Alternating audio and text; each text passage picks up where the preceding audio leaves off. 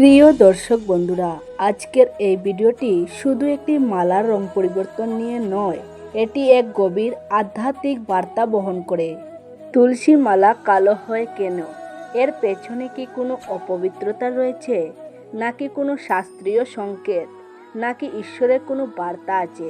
আপনাদের জন্য আজ এই বিষয় নিয়ে ভিডিওতে আলোচনা করব, আর তার সঙ্গে এও জানব তুলসী মালা কিভাবে ধারণ করবেন এবং তুলসী মালার নিয়ম কি কি রয়েছে।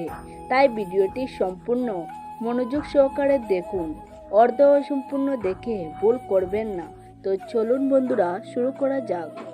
প্রিয় দর্শক, শাস্ত্রমতে তুলসী একটি দেবী। যে মালা আমরা গলায় ধারণ করি সেটা শুধু গাছের পাতা বা কাঠ নয়, সেটা হলো ভগবানের আশীর্বাদ। পদ্মপুরাণে বলা হয়েছে তুলসী বিনা বিষ্ণু পূজা সম্পূর্ণ হয় না, এবং গরুর পুরাণে বলা হয়েছে তুলসী ধারণে পাপ নাশ হয়, ভগবানের কৃপা লাভ হয়। তুলসী পাতা যখন গলায় থাকে তখন সেটা শুধু অলংকার নয়, সেটা এক আধ্যাত্মিক বর্ম। এখন প্রশ্ন আসে, যেই মালা আমরা পরেছি, যেটা পূজিত তুলসী কাঠ দিয়ে তৈরি, সেটা যদি কালো হতে শুরু করে তাহলে তার মানে কি? প্রথম কারণ হলো পাপ কর্মের প্রভাব। যদি কেউ পবিত্র না থাকে, অপরিষ্কার অবস্থায় মালা পরে, বা মিথ্যা, দুঃখা বা অপবিত্র কাজে লিপ্ত থাকে, তাহলে মালা ধীরে ধীরে কালো হতে শুরু করে। গরুর পুরাণ অনুযায়ী যেখানে পাপ সেখানে জ্যোতি নষ্ট হয়। দ্বিতীয় নম্বর কারণ হলো নেগেটিভ এনার্জি শোষণ। তুলসী মালা এক ধরনের শক্তি ধারণ করে। এটি আমাদের শরীর থেকেও আশেপাশে থেকে নেতিবাচক শক্তি শোষণ করে নেয়, যার ফলে ধীরে ধীরে তার রং কালো হতে পারে। তৃতীয় নম্বর, সূচকগত পরিবর্তন বা গ্রহের দোষ। কখনো কখনো রাহু কেতুর দোষ বা শনির প্রভাব বাড়লে তুলসী মালার রং পরিবর্তন হতে দেখা যায়। চতুর্থ নম্বর কারণ হলো আধ্যাত্মিক সংকেত। তুলসী মালা নিজেই ঈশ্বরের বার্তাবাহক। অনেক সাধুরা বলেন, যখন আপনার আচার বা চিন্তা ঈশ্বর থেকে দূরে চলে যাচ্ছে, তখন মালা রঙই সতর্ক করে। তো বন্ধুরা, এবার আসুন আমরা জেনে নিই তুলসী মালা কালো হলে কি ফেলে দিতে হবে, নাকি পুনরায় ব্যবহার করা উচিত। শাস্ত্রমতে আমাদের করণীয় কি, তা আমরা এক এক করে জানব। নম্বর একে আমাদের যা করণীয় তা হলো, মালা যদি বেশি কালো হয় তাহলে সেটিকে গঙ্গা জল বা গোমূত্র দিয়ে পবিত্র করে নিতে পারেন। নম্বর 2, নতুন মালা গ্রহণ করার আগে পুরনো মালাটিকে কোনো পবিত্র স্থানে রেখে দিন, যেমন তুলসী গাছের গোড়ায়।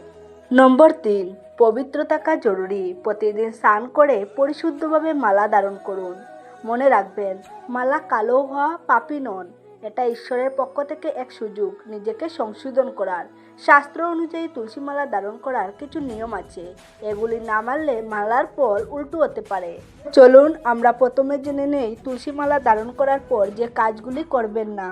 নম্বর 1, তুলসী মালা পরে বাথরুম বা টয়লেটে প্রবেশ করা যাবে না।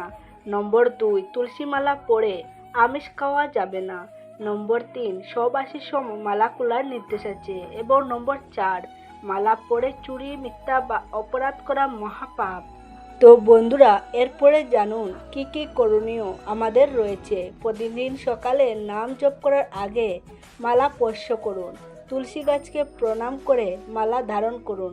অন্তত একবার 108 বার ভগবানের নাম জপ করুন। বন্ধুরা, এই মালা পরার পর বাস্তব কিছু উদাহরণ বা অভিজ্ঞতা আমাদের সামনে এসেছে। অনেক ভক্তদের বাস্তব অভিজ্ঞতা শোনা গেছে, যখন তাদের জীবন বিপদের মধ্যে বা মানসিকভাবে বিপর্যস্ত, তখন তাদের মালা কালো হয়ে গেছে, কিন্তু তপস্যা ও নাম জপের মাধ্যমে ফের সাদা হয়েছে। এক ভক্ত লিখেছেন, আমি প্রতিদিন মালা পরে অফিসে যেতাম, হঠাৎ লক্ষ্য করলাম মালা কালো হয়ে গেছে। পরে বুঝলাম আমার চিন্তা ও কাজ ভুল পথে যাচ্ছে। তখন থেকে আবার নিয়মিত প্রার্থনা শুরু করি। কিছুদিন পর মালা আগের মতন হয়ে যায়। বন্ধুরা, তুলসী মালা শুধু একটি ধর্মীয় বস্তু নয়, এটা আমাদের আত্মার আয়না। যখন মালা কালো হয়, সেটা ঈশ্বরের পক্ষ থেকে এক মৃদু ধাক্কা। জেগে উঠো, নিজেকে শুধরাও। আপনার গলায় তুলসী মালা থাকুক, আর অন্তরে ভগবানের নাম। বন্ধুরা, ভিডিওটি কেমন হয়েছে অবশ্যই কমেন্টে জানাবেন। ভালো থাকবেন, সুস্থ থাকবেন।